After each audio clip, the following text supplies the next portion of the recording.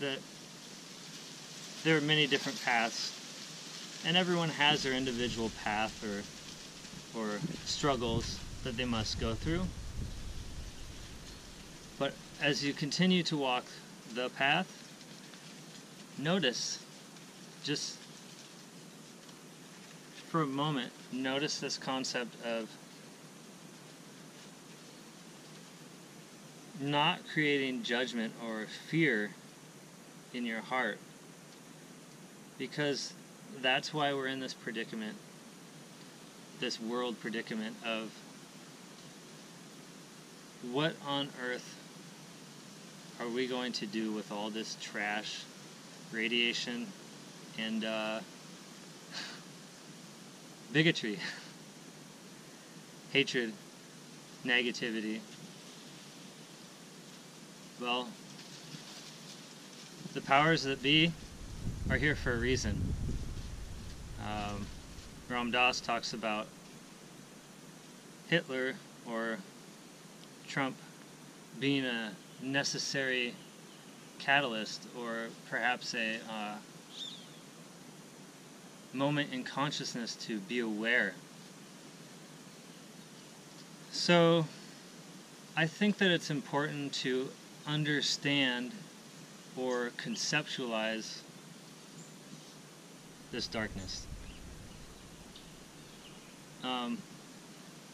It's time to wake up, and it's time to wake up now. What can you do every day, every moment to help the planet and to help the mother? And it starts with your mother, and it starts with your girlfriend or your wife, your sister. These other beings are here for a reason to help you. And when you disrespect your spouse, your loved one, you disrespect your mother, treating your loved one and your sister as if how you would treat your mother. And then from that, it spins out or spirals out into Madre Tierra, the Mother Earth, treating the Mother Earth with respect. So, to sum it up, well, that's a lot to chew on, but to continue to conceptualize this concept, Mother Earth and Father Sky, two ends of the spectrum. That Sushumna Nadi, which runs down the spine, is light. Pure light. When these channels are open and moving, these spirals, these chakras, then the light can shine up through the spine into the heavens and back down into the earth, because it's resonance and it's tone. And when these centers are toned, then the energy can move. And that energy in the ancients or in the indigenous cultures was known as the serpent. Now, the serpent got a bad rap. Well, you know, a lot of snakes are poisonous, right? So don't want to step on the snake because it might poison you, which is, you know, fairly reasonable. So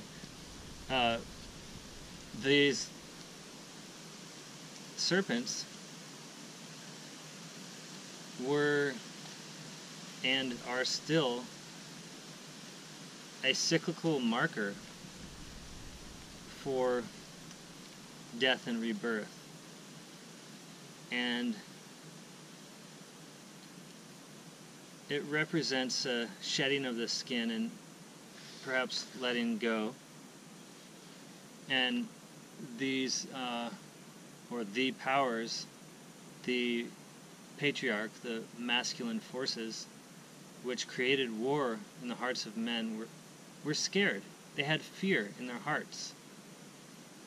So when the fear consumes the hearts of men and women, I say men because men were the ones who predominantly started wars, because well,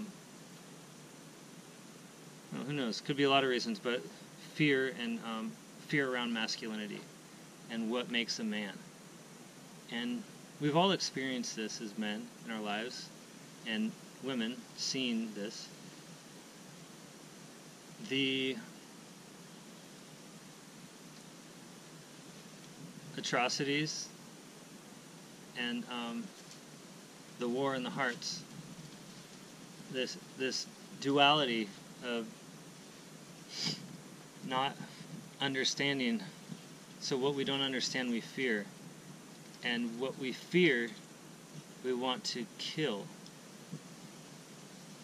or take or consume. In the Kaan Dynasty, there was a lot of killing. There was killing for power and control, because we want more resources, because it's inherently in our nature to gather more resources for our kin, our miniature versions of ourselves, right? Our babies, our creations from that creation point. So the more seed that creates, the more we feel a need to defend with guns, bombs, tanks, knives, spears, until we have enough resources to sort of keep this perpetual machine going.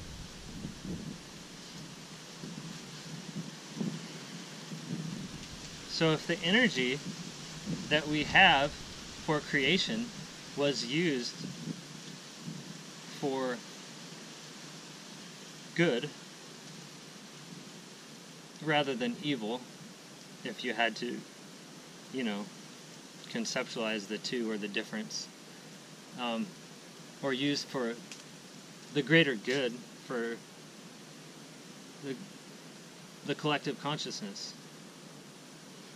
If that energy was used in the heart instead of out of fear, but it was used in love, but in a way to where we don't fear the unknown,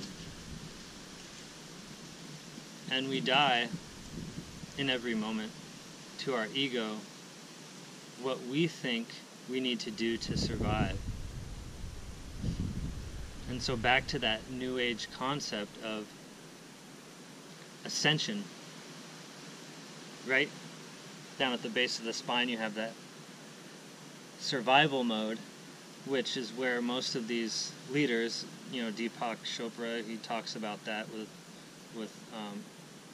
about a lot of our leaders, where they're just in the first chakra, which is about survival, and they're acting in survival.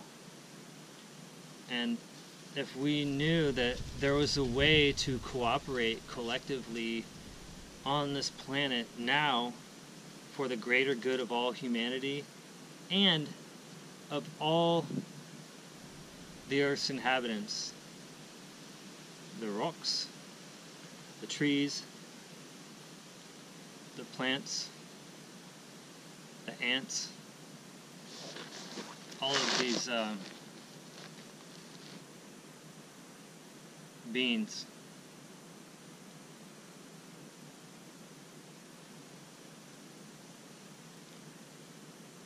And it starts by the self. That's why yoga is such a good tool, or meditation, because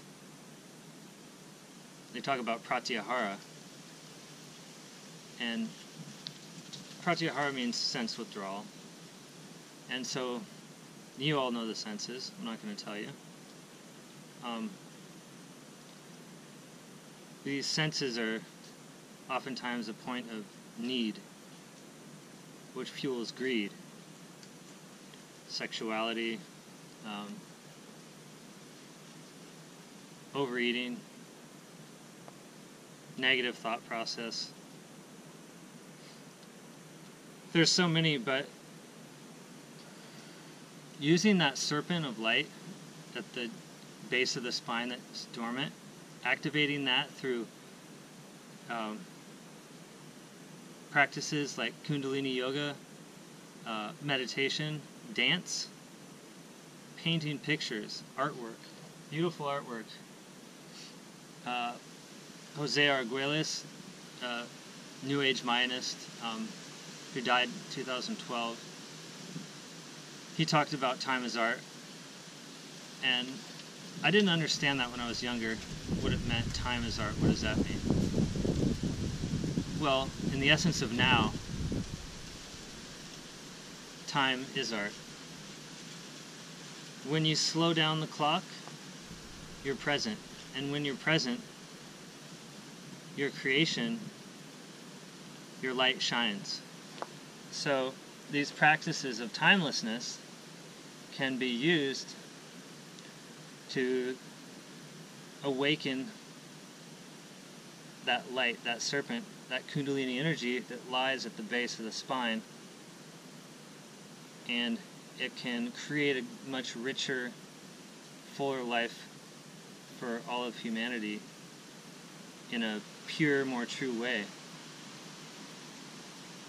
And a full spectrum of living through illumination of darkness. Thank you.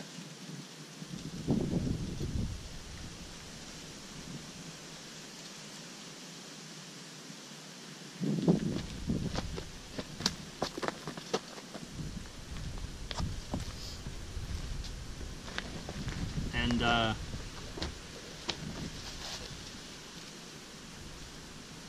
soon my book White Road will be out, and it talks about that. So check out White Road. And White Road is a concept of a spiritual journey that the Mayans used on their roads that were made from limestone, which were raised above the jungle for transit and trading and movement of troops. But also White Road, or Sauk Bay, was a concept of a spiritual journey. That's White Road. Thank you.